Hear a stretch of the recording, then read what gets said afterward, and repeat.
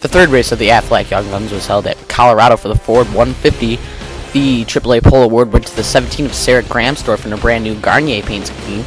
As you see it on the green flag, next to her would be the 21 of Chad Lipinski, Jeff Parshaw 3rd, Brian Wilson 4th, and Tony Short would be 5th as he would look to the inside for the 3rd position and would get it done into turn number 3. This is Brian Wilson in his new Conway paint scheme. That and his Red Bull scheme will be rotating throughout the year. And he'll be running near the front. Last week's winner, Brian Hensler, will be running near the middle of the pack as he's running part-time this year, so practice for his AARS. And caution 1 would fly on lap number 3. Mike Johnson's going to get into the wall after being turned by Greg Nee. Darcy Lux flies into the pit, and Greg Nee goes around up there, and then Ben Helmick and Luke Kinzen and Sarah, with that Sam Goodeye involved as well. Sarah Gramstorff flat on the restart. 3 wide already into turn number 1 as these lap cars making a hassle for these lead lap cars as caution number 2 fly on lap number 9.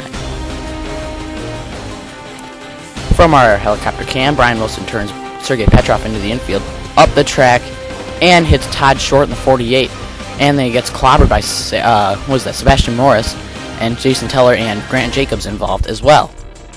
On the restart, once again, be Sarah Gramstorff in the number 17, Jeff Parshaw. Look to the inside. Tony Short makes it, that is Tony Short, makes a daredevil move to the inside, makes it 3 wide off the corner for the lead, and would take it into turn number 3. See Kyle McCartnell in the 6th, 1 lap down, as you see Short getting the lead off turn number 4. Our point leader, Kent Grosso, would be running way in the back, couldn't keep up with the cars in front of him. He'd be the last car on the track. Caution number 3, lap point. Jacob Eichold's replacing his dad in the 73, get into Frederick Lloyd, and Chad Lipinski would pile in there as well. As you see, our point leader is going to get into Justin Mario Jr. in the 68, coming to the line, and this would leave Grosso's car trashed in turn number 1. Tony Short led on the restart, Jeff Parshaw in 2nd, and Sarah Gramstorff 3rd. Kyle Corbin in the 51 is snuck into 4th. Off the corner, Short would keep it. Tommy Richer has moved his way into 3rd through all this ruckus, and would have one of the strongest cars of the day, but caution 4 would fly in lap number 27. Sarah Gramstorff from the 17 is going to get into Eric Laycross, hit by King Cantrell and Brian Hensler. Just gets by. Justin Mario Jr. is going to fly into 43. Tony Short led on the restart, and would almost get into the wall in the corner, and off of turn number 2, keeps the lead away from Jeff Parshaw. Caution number 5, lap 40. Sarah Gramstorff's going to get in another wreck with Sam Goodeye. Brian Hensler in there as well, and they would keep on going. Tony Short led the field into the pits, and relinquished his lead to Caden Cantrell in the 27. 2 tail end of the lead lap cars in front of him. Look at this huge pack of cars, a ton of lead lap cars in there, and a ton of cars on lap down. Frank Harris would take the lead away and continue to get around lap cars, but caution number 6 would fly on lap 55, unfortunately for him. King Cantrell's going to get into Sergei Petrov off the corner, a car coming out of the pits, and then he would get smacked into by Kyle Corbett.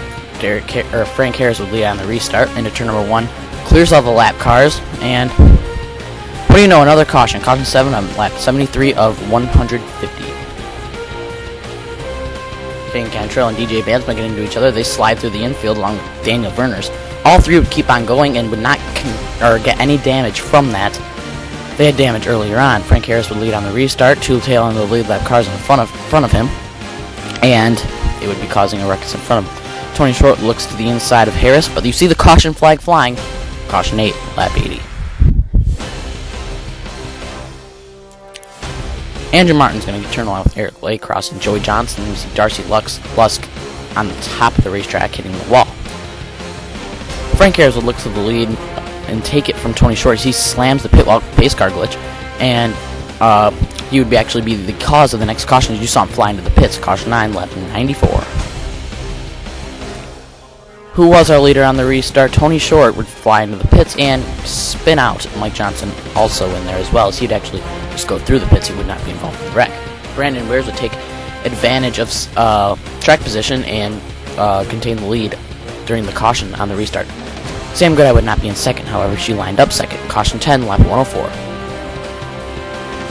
Ryan Cobain would get into Joey Johnson. This would definitely be the most fierce wreck of the day. He'd flip over on the front straightaway. His car would be trashed and would retire. His teammate in the 05, Eric Webber, failed to start this race. He's start and parked for this race. I have no idea why, because they're fully funded. Brandon Ware led on the restart. And that life water forward, and caution 11 would fly on lap number 115. 13 cautions in this one. Brian Hensler's going to smack the pit wall. Sarah Gramstor's going to plow into him. I have no idea what Hensler was doing right there, but decided to drive into the pit wall. 3 cars on the lead lap on this next restart. Ware's continuing the lead. Pretty much every single car on the racetrack has damage. You see there's a little bit of damage on Ware's car. Caution 12 up, 121. Let's see who it is now. Daniel Verners is going to get into Mike Johnson in the 43, and they'd spin. Oh, someone just clobbered him. That'd be Andrew Martin.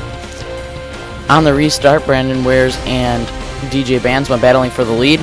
And they're battling for the lead, and DJ Bansma gets turned, which would be the cause of the last caution of the day on lap number 129. Battling for the lead, Frank Harris and DJ Bansma get together. Bansma goes around.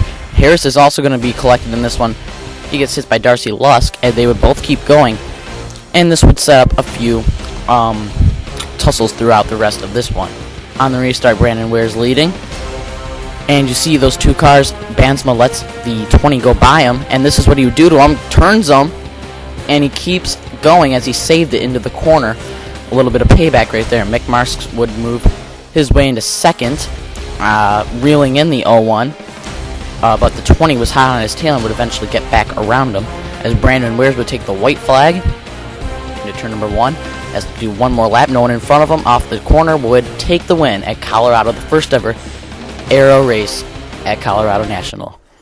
For results at the forum, Brandon Wares finishes first, DJ Bansma second, Frank Harris third, Mick Marks fourth, Sam Goodhart fifth, Greg Mee sixth, Kyle McCartnell seventh, Daniel Verners eighth, Joey Johnson ninth, and Jared Cash, former champion, defending champion, finishes in the 10th position after a pretty mediocre day for that team. The points leader would be Mike Johnson in the 43. After he wrecked a few times, Sarah Gramstorff in second, and we'll see you next race for the AAPIG.